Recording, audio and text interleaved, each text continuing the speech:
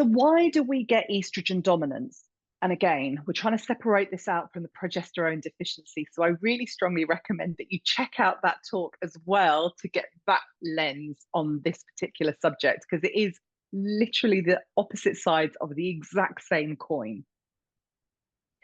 So as I mentioned, fat cells synthesize and store estrogen. So obesity is a cause of estrogen dominance. And obviously we're seeing a huge amount of obesity in the world today.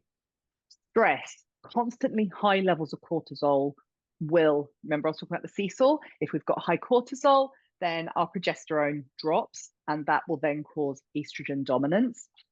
That is pretty much the main area that we talk about. And that's, the triangle of hormonal health playing out on quite a large scale. Inflammation, so chronic inflammation in the body can increase the production of estrogen and then decrease, seesaw, the production of progesterone. Alcohol consumption, taboo. High alcohol intake raises estradiol levels and makes it harder for the body to process estrogen. It also starts to affect the liver, so we start to get an estrogen recycling issue there. And it also stops us from breaking down fat cells for 72 hours after we've consumed even one glass of wine. So then we get into this place where the estrogen can't even do its job with weight stabilization because the alcohol overrides its signal. So it's a pain. Hmm. Gut dysbiosis, if there are too many harmful species of bacteria or not enough beneficial species, that is the thing with the gut microbiome, is it's very easy to go, oh, there's gut dysbiosis, it must be bad bacteria. Actually, it could just be that someone hasn't got enough beneficial species. Some types of gut bacteria recycle estrogen back into the body. So that's within the estrobolome of the gut microbiome, this recirculation of estrogen happens. Xenoestrogen exposure. So this is from chemicals that mimic estrogen if they enter the body. So that would be from the persistent organic pollutants that, I live by a road currently.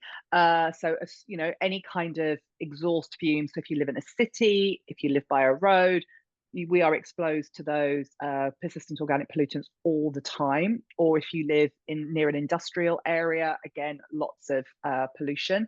Pesticides are also that can contribute to xenoestrogen. We also then often talk about skincare products and cleaning products that mimic estrogen. And most people these days know about BPA and other plastics, which are hugely xenoestrogenic, so much so that BPA has been banned for food products.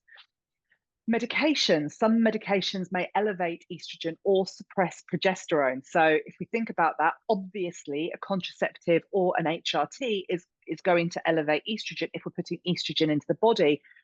But many will suppress progesterone because they actually create a stress response in the body. Oh, which way was my cortisol? That way. So cortisol, they create a stress response in the body, and the stress response will then actually reduce the progesterone. And then health conditions. So insulin resistance increases estrogen levels. So that's where we get into the diabetes issue with the fat cells synthesizing and storing estrogen. And we start to see people with, as Laura said, they're very enlarged sex organs, even in males.